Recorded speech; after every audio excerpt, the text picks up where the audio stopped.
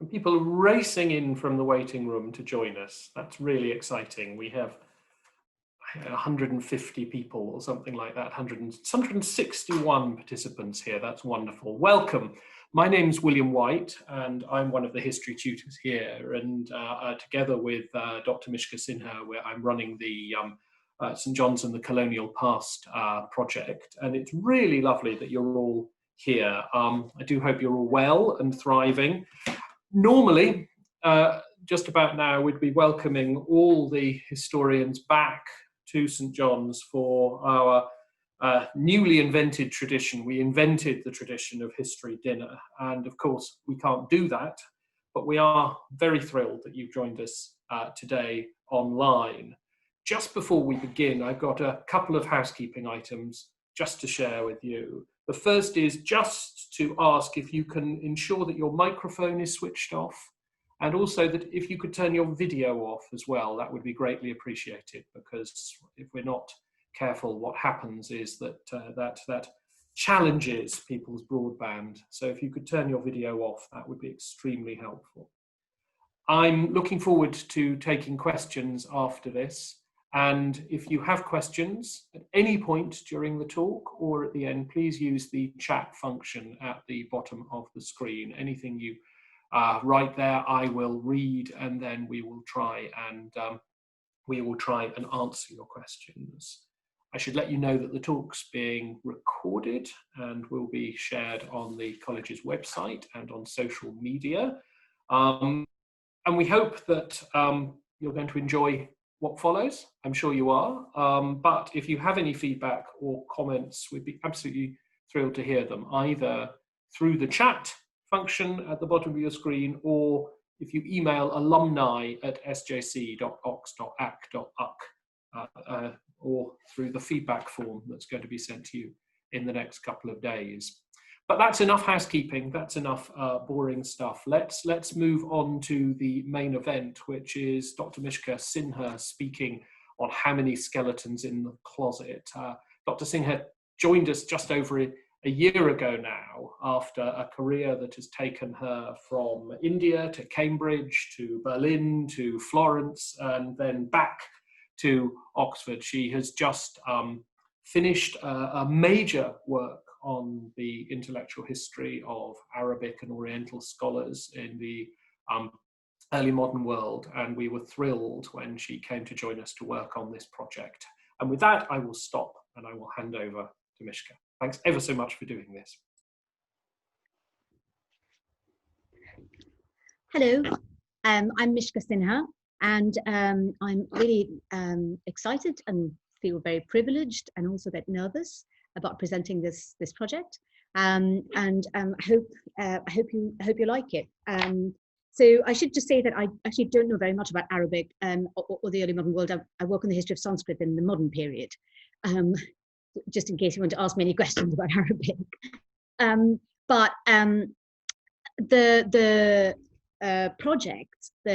project is called St. John's and the Colonial Past, and how many skeletons in the closet was the title given by Fraser Armstrong, who's one of our fellows, who thought it would be a good thing to have. He also suggested bringing in a skeleton that we could use, but we regretfully have to say no.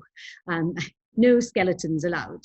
But the point of using that term, how many skeletons in the closet, is really to sort of say, well, actually, yes, probably some skeletons, but ultimately what we're interested in is to find out more about the college and its history, and that we suspect that the college's history is more complex and interesting than many stories of it already told might suggest that it is. So to go on, so St. John's is unique in being the first Oxbridge College to launch this kind of investigation. It was actually the first institution in Oxford or Cambridge to do it, and Cambridge only started their project after ours. So we're very happy that we've been able to do that, and also that St. John's has given us the space to do it, and obviously the funding, and has also then become the project, and St. John's as a centre has also become a kind of a place that other people have come to now, from from English heritage to rugby college, to various institutions within Oxford have written to us or asked to meet us to talk about our project, to learn from what we've been doing. So right, so this tells you something about the project aims. So really our aims are sort of threefold. Primarily there's research, and the objects of our research, what we're kind of working with, are the college archives. And then we're hoping to find some things in related archives. So for example, in collections in the Bodleian and in other places in Oxford. And then objects, so particularly the college's silver collection. And then buildings, so college buildings that might be connected with the history of colonialism and slavery. And then other kinds of records. So we've been hoping to talk to people, alumni and students and people in college about their experiences, their family connections, other things they might be interested in, to add to the way in which we're understanding this history. The next thing is about networks. So what we've been trying to do is build networks. As I said, some of these institutions I mentioned, the Bodleian is running its own research project, Balliol College have a research project, Exeter have a research project, all looking at colonialism, decolonisation. And so we're creating and building networks within Oxford and outside it. And finally, there's the question of dissemination. So we're planning 2 academic articles by me, and then academic articles also by the principal investigator, that's Professor William Whyte, but we also want to go beyond that and incorporate teaching, conferences, and other kinds of academic dissemination beyond the kind of written word, and then public-facing social media and blogs. So some of that we've already done. We have a blog online. So, but we're hoping to do more. We're hoping to have public lectures, and then we're also planning an online exhibition, which is going to be on, we hope, from November, and it's on the college's colonial legacies. So as many things as we can do that will make what we're doing as accessible and open and interesting to people who aren't necessarily academics or historians, but still find something interesting about what we're doing. So this is, of course, right where we start, the archive. I am myself an archival historian. I love working with archives. And so to me, this was an absolute treasure house to be able to go into the college's archives and to look at stuff from, material from the 18th century and the 17th century that hadn't really been touched for years, and to come back feeling that I'd really kind of got my hands dirty with the work. Because there was sort of dust all over my hands when I came out. There's also, so there's and in the archives, there's also various kinds of archival materials, as you might guess. So there's, what you're looking at on the left is a map of Wasperton, which was given, which is part of a benefaction by Richard Rawlinson to the college in the 18th century.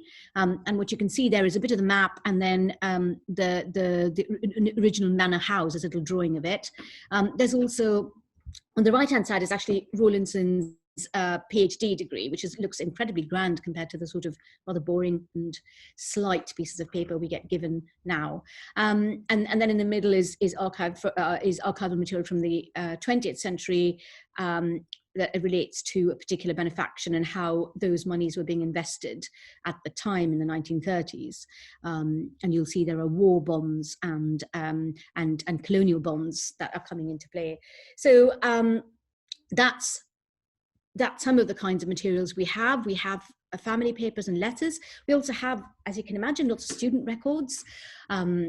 People like yourselves in the past who were part of the college and whose records in the form of photographs, in the form of materials attached or materials kept from when they were elected as fellows, because St John's was originally a closed fellowship of primarily people from the Merchant Taylor School, but then other people and from certain other schools as well. So it was only about 50 fellows.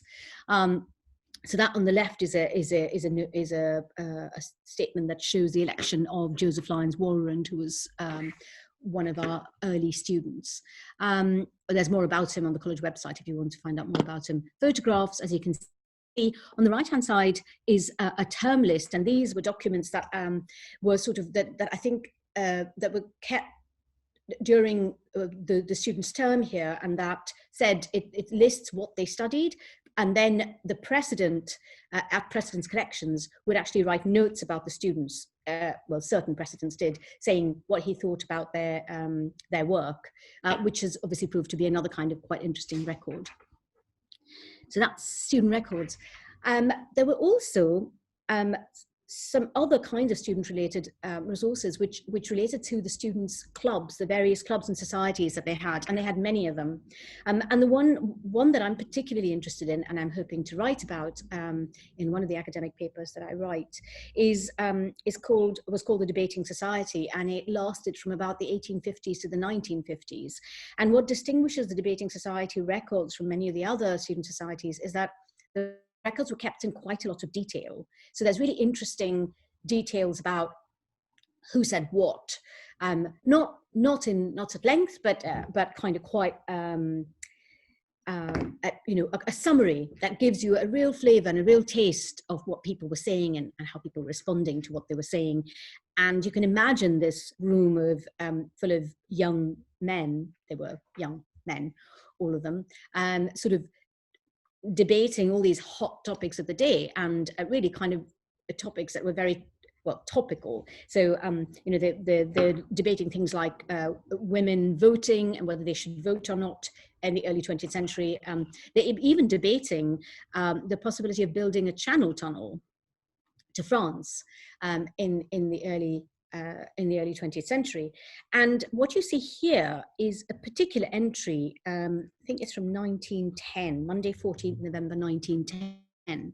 And the reason it's interesting to us is that if you can probably read it on your screens, I hope you can, but it says it's the subject of the debate is that this house considers radical tendencies in the treatment of India and Egypt opposed to the best interests of the countries concerned. And then you have three people speaking.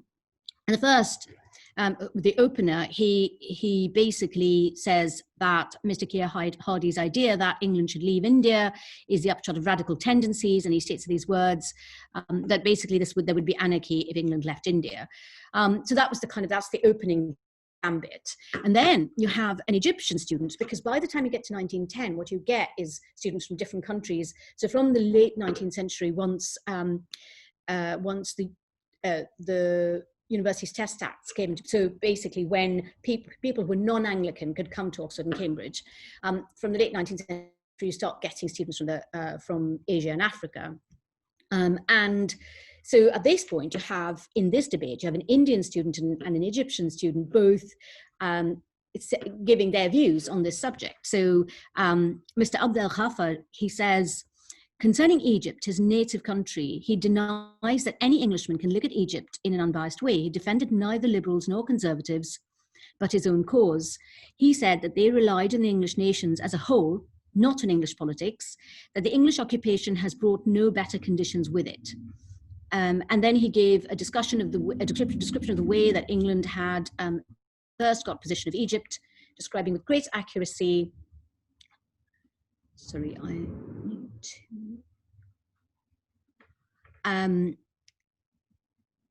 Sorry, I've just lost the page. Yeah, describing with great accuracy what had happened in Egypt, and then to the present day, and showing clearly that he has a thorough and undisjointed knowledge of the subject. And this was really stirring speech. This is the president of the Debating Society speaking, and he says this was a really stirring speech and was delivered with the feeling and enthusiasm of one who has views firmly rooted in the depths of his heart and wished others to look at the position from the same point of view.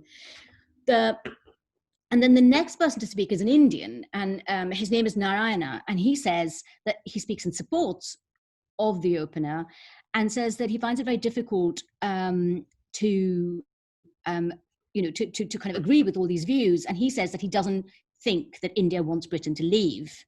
And he says there are 2 points of view in India. There are moderates and advanced nationalist views and that India doesn't want to be separated from England. So here you see a kind of in-between position.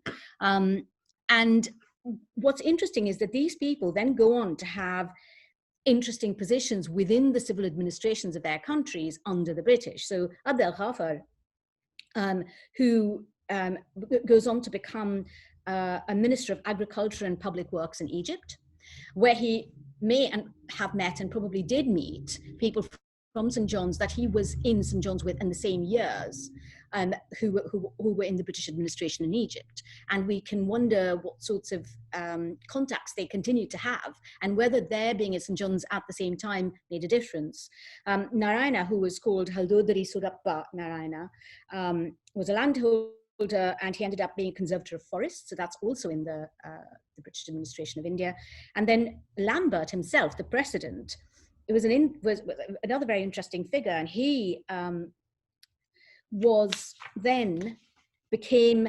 was Assistant Under Secretary of the State for War, 1938 to 51, and then he became really interested in psychical research, and was made and received awards for his psychical research papers. So the Student Debating Society provides us with a kind of a really wonderful way of trying to understand what people at St. John's thought about what was going on in the empire at the time. The Fellows Debating books, the Fellows Betting books are another similar kind of source in that they give us a sense of the lived experience of what it meant for Britain to have an empire, but while being in a very kind of closeted, enclaved bubble of a space where nonetheless these things were obviously filtering in and filtering out. People were going out, ideas were filtering in, people were coming in, and it gives us, I think that it gives us a sort of very deep, textured sense of how people were interacting with the idea of empire in their daily lives within the college. So this one is another fascinating source, and the senior tutor, Matthew Nichols, suggested that I might want to look at this, and then the archivist, Mike Riordan, found this book for me. So it's a betting book that was kept in the SCR from the 1830s to, I think, the 1950s, and essentially it was a place where fellows bet each other on various usually bottles of port on various issues that they thought were interesting or important to them. And this particular entry is in November 7th, 1883. And it says that, the one above is the one I'm talking about. And it says that so one fellow bet another of 2 bottles of port that the fleet do not fire in Alexandria before the end of the week. And the fleet did fire before the end of the week, because we are now talking about, because the bombardment of Alexandria in Egypt by the British Mediterranean Fleet took place on between 11th and 13th July, and this entry was in the 10th. So the fleet did start to bombard, and it says here paid, so the bottles of port were paid.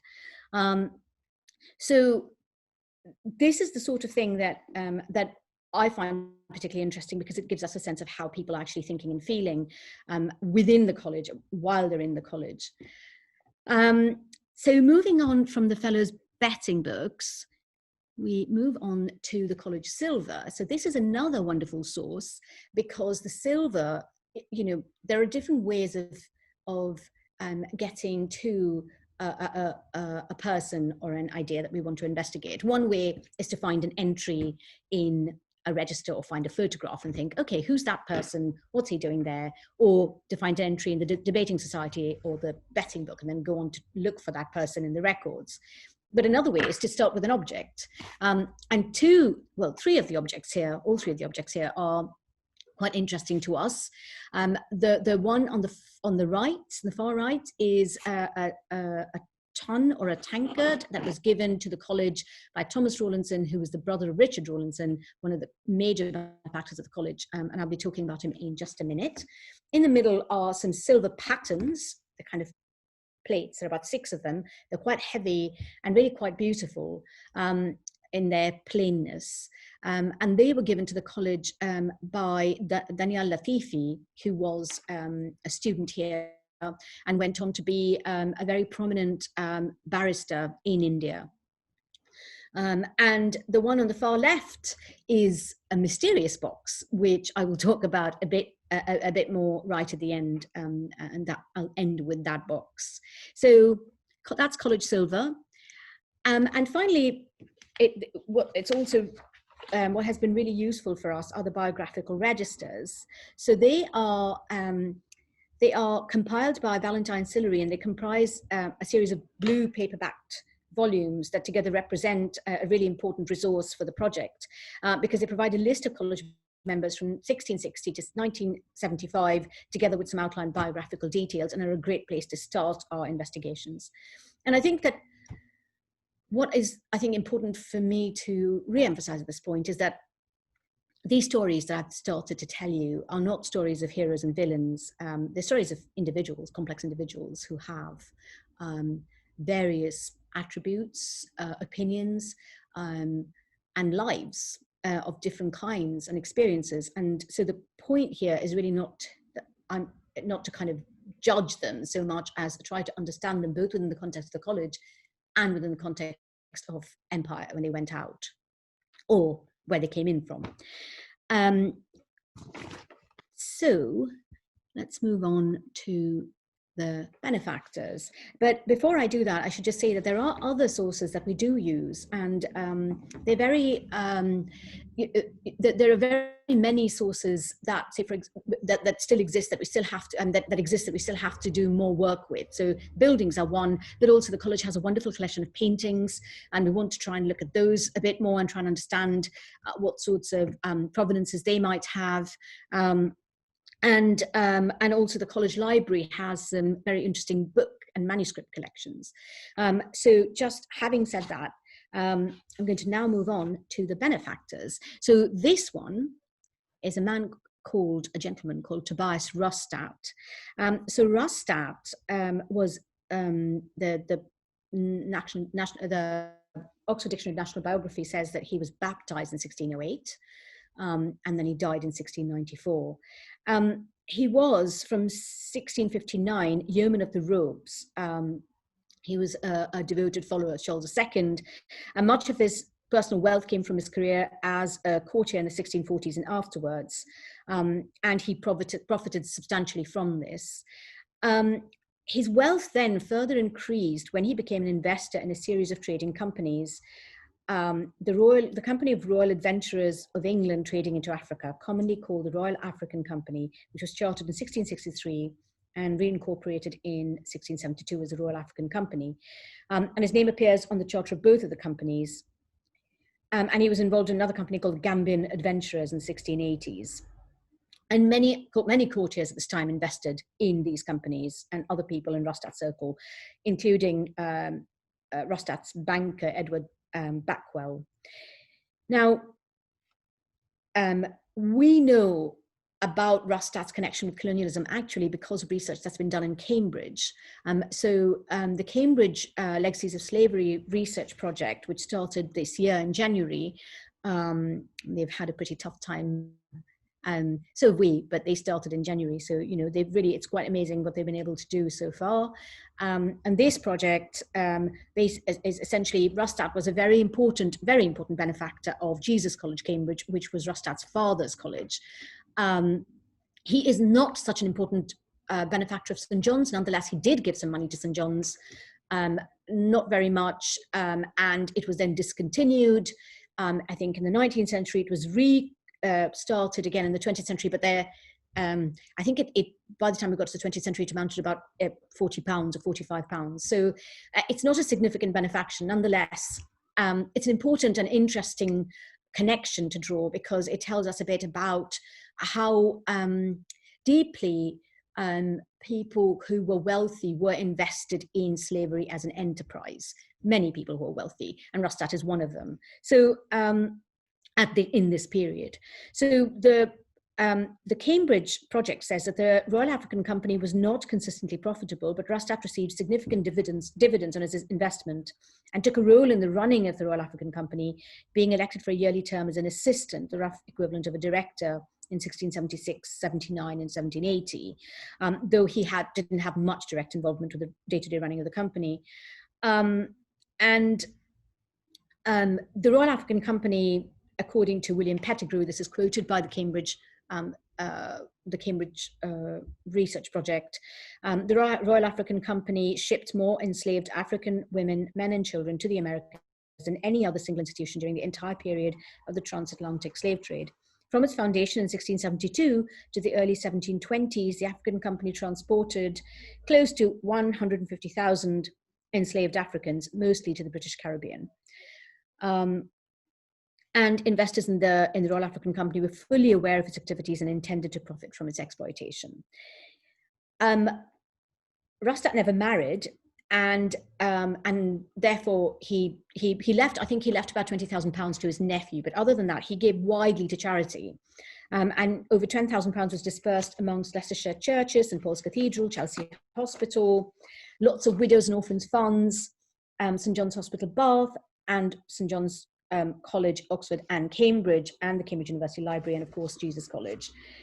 His benefaction to St John's College, Oxford, was to distribute £3 per annum to 13 deserving fellows and scholars, and it also endowed lectures on subjection and obedience, and on the unlawfulness of subjects taking up arms against their princes. Well, that's obvious for Charles II's court here, to be delivered on the anniversaries of the King's execution and the Battle of Edgehill, respectively. And in the college archive, we have Rustat's deed of gift and copies of all the deeds by which Cambridge acquired the estate. The new owner, so they sold this in the estate in 1949, but the new owner had to continue paying £40 to St John's College. And the last time St John's College claimed this £40 was in 2006, according to the archivist. So that's Rustat. A much more important and interesting benefactor was Richard Rawlinson. Rawlinson matriculated in 1707 at St John's, and he was a gentleman commoner, 1709, and then his BA in 1711 and got his MA in 1713. He then became a DCL, and he left a very, very important benefaction of manuscripts, medals, coins, and printed books to the Bodleian, as well as manuscripts and books to St John's, and a very important benefaction to St John's College. His brother was Thomas Rawlinson, whose tankard or tun you saw. Now his connection, so what you can see here in front of you, that is a painting of Richard Rawlinson, actually painted after his death, and it is taken from the only image we have of him in life, which is owned by the Bodleian. This painting hangs in the college hall. We have on the right hand side, we have right on top, we have an inventory that was left of furniture and other things that Rawlinson left in the college, because he lived in college for a while towards the end of his life. Below that, on the right-hand side, is the will of his mother. And the reason why that will is there is that amongst the things she left, so when she died, she listed all the things she wanted to leave of her private possessions to her various children. And she leaves Richard Rawlinson all her pictures and my East India tea table and china thereto belonging, a silver chafing dish, and a medal struck with the East India Company's arms. So it's interesting, out of all the people she gives various things to her various children. She had quite a few children, but that she chooses to give the East India Company's mementos, memorabilia to Richard Rawlinson. Rawlinson also seems to have, so the East India connection is that Richard Richard Rawlinson's father was an East India merchant, and when Richard Rawlinson's father died, and his wealth, which was considerable, was mostly in East India stocks. So this is all, you can find this out in the Dictionary of National Biography. But these materials that you see before you are actually in the college. And what we know from the materials in the college is that despite the fact that he wasn't himself, as far as we know, involved in the East India Company, he seems to have kept a list of the directors. And you can see it's listed the directors of the United Company of Merchants of England, that's on the far left of your screen, trading to the East Indies, elected for the year 1755. So this is this is late in Rawlinson's life, almost at the end of it, and he still keeps this list. And so it suggests that he continues to have some sort of connection with the East India Company, but we don't know exactly what that was. We also know that his brother, Thomas Rawlinson Jr., he was the administrator of his brother's estate. It was a settled estate. His brother inherited all of it and then lost it, primarily through, he was fairly profligate throughout his life, and he bought a lot of books and things, which he spent a lot of money on. But he invested in what was known as a South Sea Company, which was essentially a slave trading company. And so when the South Sea Bubble took place in 1820, when basically the company went bust, Thomas Rawlinson lost all his money, and then it was left to Richard Rawlinson to then administer his brother's estate. Another brother also invested in the South Sea Company. Richard Rawlinson did not. We don't know what his views were on his brother's investing in the slave trade. According to at least one biography that we have,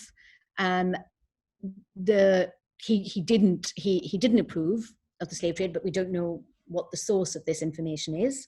But what is also interesting about Rawlinson is that he then bought out his nephew. So he was involved for most of his life in trying to save his family's estate, which was reduced to almost nothing by his brother.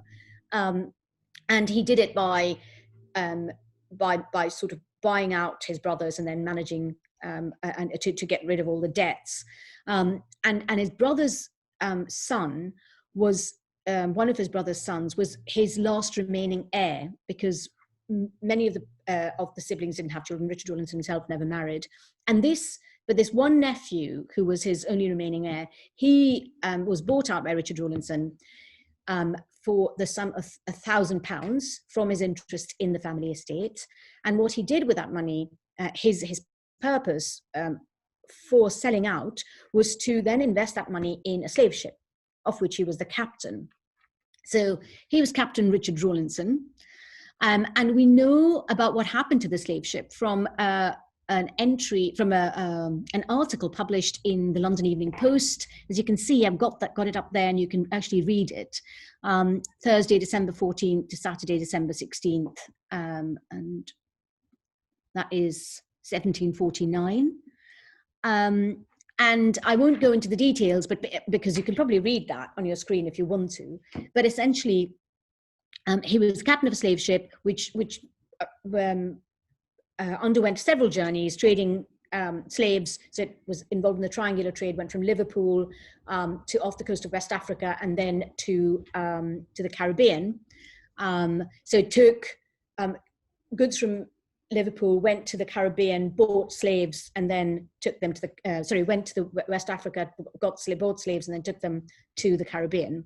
And he profited from this for a few years. And then on his last journey, the slaves mutinied and murdered everyone on board. Apparently, Rawlinson escaped in the beginning, but then it says that that Captain Rawlinson died, as was imagined, through grief for the ill success of the voyage, notwithstanding all the care that had been taken to render it otherwise, slaves being at present a valuable commodity in the West Indies. So apparently Rawlinson didn't die at the hands of the slaves, but in grief at the loss of all that money. So that's the connection with the last furthest connection we can see between Rawlinson and the slave trade. So I'm going to now go on to the last benefactor that I want to mention today, and this was a man called Dudley Faraday, who is a remarkably obscure figure to the college because he never went to St. John's. He had no connection with St. John's until St. John's received his benefaction. Dudley Faraday was in fact an alumnus of Magdalen College, Oxford. So I suppose you could say they really bear the blame for Faraday rather than us. But we did, St. John's did benefit from Faraday and from Faraday's money. And the reason for that was when Faraday left, when he died, he left a sum of £20,000 to Magdalen, but Magdalen didn't want to accept it because it was tied up with lots of restrictions about who could receive that money and become a fellow. And St. John's was very used to having a closed fellowship, and so the trustees were empowered, if Magdalen refused, to then look for another college in Oxford that would accept the money, and St. John's did. And so that's how St. John's got the money. But evidently they didn't really know much about Faraday and don't seem to have tried to find out very much about him at the time, because all they knew was that he was retired from having been the sheriff of Tasmania, the High Sheriff, and then he had a position in Britain as well. So Faraday was in fact made High Sheriff of Van Diemen's Land between about 1820s to 1833, and he was the High Sheriff of Van Diemen's Land, as it was called then, during the massacre of the indigenous Tasmanians, the indigenous people of that island, and also during a massive attempt to move Tasmanians from their land and move them offshore. And this was part of what was called the Black War of Van Diemen's Land. But Faraday was also highly unpopular amongst the white settlers in Tasmania as well. He seems to have been deeply disliked by everyone that he came into contact with. He was legally accused of usury, which was proved, but he managed to win damages, returned to England in 1833. And then in 1834, he was appointed at a salary of £300 as a commissioner for compensating West Indian slave owners. He became a magistrate and died unmarried. But he left these £20,000 with a first preference for his kin and second to natives of Staffordshire, which was formally declined by Magdalen in 1853 and passed to St. John's. This amount was the most valuable bequest that St. John's received in the 19th century. So far, the only information I've been able to find about Faraday's involvement in the actual treatment of indigenous Tasmanians was in a book published in 1870 by James Bonwick called The Last of the Tasmanians, or the Black War of Van Diemen's Land. And he says that the Sheriff Dudley Faraday was requested to call a public meeting about on the topic of what are we to do with the blacks. And this was a heartily unanimous meeting and in Hobart Town, and it ruled unanimously that the atrocious character of the Aborigines of the land, manifested by their cruel and wanton murders of the white inhabitants, perpetrated without distinction of age or sex, with increasing barbarity, renders the life of a settler insecure, and operates as a most serious drawback to emigration, as well as to commerce and prosperity. So this is about money and the continued success of the settlement of Tasmania. And then it says that the colonists have seen with gratitude the unwearied exertions of His Excellency, Lieutenant Governor Arthur, to suppress the atrocities committed by the Aborigines by capturing them, to place them in such a situation that their own civilization and the security of the colonists may at the same time be affected. And they respectfully but most earnestly solicit His Excellency that he will please continue to do this to accomplish so desirable an end. So therefore, essentially, Faraday presided over this meeting, which decided to continue to incarcerate the Tasmanians in order to stop them from objecting to the settlers. One last bit of information, British intelligence. It says the Cornwall Chronicle, Launceston, Tasmania, published in 1850, 27th April. And the statement that's made is that Dudley Faraday, County of Stafford, formerly Sheriff of Van Diemen's Land, has bequeathed 20,000 to Magdalen College, Oxford, for the purpose of founding 4 fellowships. If Tasmanian reminiscences of this gentleman be good for aught, Magdalen College may well exclaim, success to usury. The newspapers at the time are peppered with comments and complaints about and legal battles that are fought by Faraday. So we're quickly running out of time, I notice. So I thought I'll just quickly go on to to a few of the alumni of the 20th century. Now, I've already spoken a bit about Ghaffar, Abdul Ghaffar, and Lambert and Narayana. And the people we have here, and I'll go on to talk about them very briefly. They are all students of St. John's in the 20th century. The first here is Bernard Henry Bourdillon, who was his career. So he entered the civil service. He entered the British administration, colonial administration. He was undersecretary to the government in United Provinces in India, and then he worked in Allahabad. He was then in Iraq and in Ceylon. And then from 1932 to 5, he was governor of Uganda. And from 1935 to 43, governor of Nigeria. He was a very interesting figure and quite important to the period of decolonization in Uganda and Nigeria, and apparently was seen as somebody who could mediate for the Nigerians with the British government, and is said to have stated that he supported the African position in those debates. So. So he's, and you know, he's, as you can see, he's quite an interesting figure. You'll see him on the right, and then you'll see him. He was a member of the archery club. He was also a member of the debating society. And I love this photograph, the archery club, and the straw boaters. The next man is a wonderful contrast, because he was at St. John's at around the same time, 1905 to 7. Bourdillon was here 1907, 1902 to 6, and then 7 to 8. This man that you see on the postage stamp, and then he's there on the very far left in the photograph in the middle row, man with a moustache. Lala Hadel was an anti-colonial activist who had a scholarship to St. John's, which he then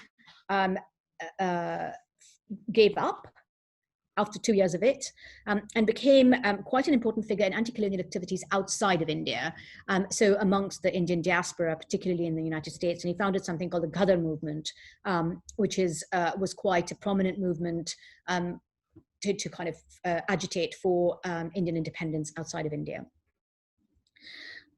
So he and Bourdillon must have been at St. John's at the same time, as was Alexander Cairn Boyd, who was an important figure in the Egyptian administration. So one wonders whether these people met, and Hall and the debating society, whether they had conversations with each other.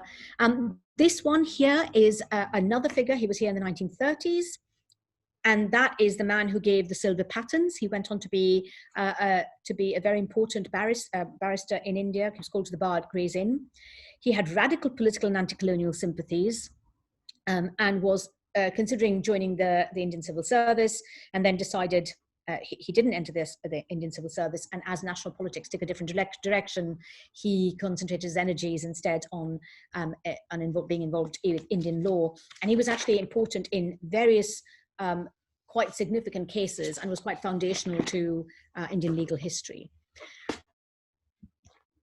The last person we have here, Arthur Napoleon Raymond Ray Robinson, was here between 1952 and 54. And he was the 3rd Prime Minister of Trinidad and Tobago, and the 3rd President of Trinidad and Tobago. He was a colonial scholar when he was here.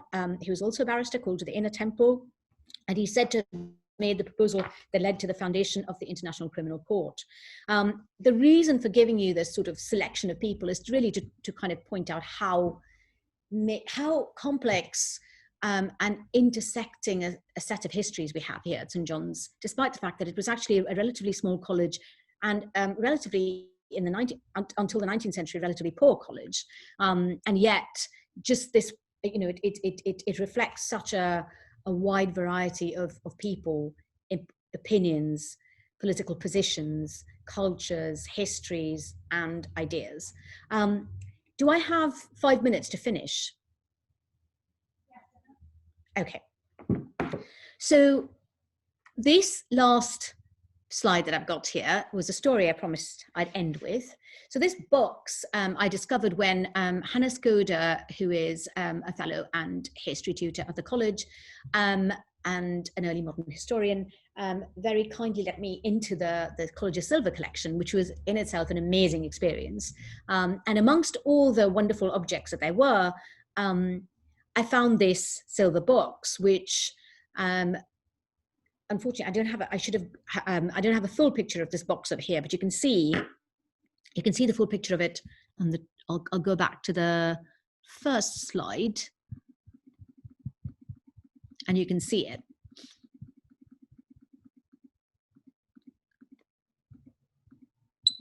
Here we are. If you see, look at the top picture, that is the top of the box, and as you can see, or as you might guess, that is in fact figures of Indian gods. That is the figure of Vishnu under the serpent, the divine serpent, with his consort Lakshmi floating in the sea, in the divine sea of milk, with these attendant deities. So this is it's a repoussé technique work. So it's basically beaten silver. So the silver is turned over the sheet, and then it's beaten on the wrong side, so that when you turn it over again, you get this kind of raised relief work, and it's then put over wood. So the box itself is made of wood, and it is clearly from India, and it was given to the college by a man called Herbert Creedy. And Creedy was a St. Thomas Whyte scholar here. He I think he got a first in classical mods in 1898, and then BA 1900, MA 1931. He went on to become a civil servant with the War Office, remaining in the War Office from 1901 to 1939. So spanning a huge and very important part of British history, and he was quite important to the War Office during this period. He served under several ministers, but the one we're interested in here is Lord Kitchener, because this box is, as you see, this little note inside tells you that this box was in regular use by Lord Kitchener at York House until he started his journey to Russia on the 5th of June 1916. And of course, on that journey, on his way to Russia, his ship hit a mine, and I think they went down with all hands on board, and certainly Kitchener died. He didn't make it. It was given to Creedy by Viscount Broom, son of the second Earl and father of the third and present Earl. So this box, I won't go into Kitchener's history, but as you might know, Kitchener served in Khartoum, but then he was in India, and while he was in India, he had quite a kind of difficult relationship with the Governor General, with the Viceroy of India at the time. But when he came back, he had, like many people, he brought things back, and this seems to be an example of Madras silver. These repoussé boxes were very popular at the time and were often given as gifts, so he may have been given it as a gift. But you see how it connects these different parts of the British Empire and these different histories together. So this box, which is an Indian box, turns up in the college vaults, silver vaults, and it turns out to be from India, but brought by no less a figure than Lord Kitchener of Khartoum, and then is given to the college by Herbert Creedy, who then became an honorary fellow of the college. So with that, I'm going to draw you to a halt, Mishka, in a minute, if that's all right. Yeah. So I've finished. I just wanted to say that we're hoping to continue to network, to build more networks, to look at more and to create more resources. And the answer, we hope, to how many skeletons is Well, not that many, but the answer to cui bono, to who benefits from this whole research, we hope is everyone who's a stakeholder in the history of the college, and that includes you and us, and future students and fellows in the college, and benefactors. Thank you very much. Thank you very much indeed.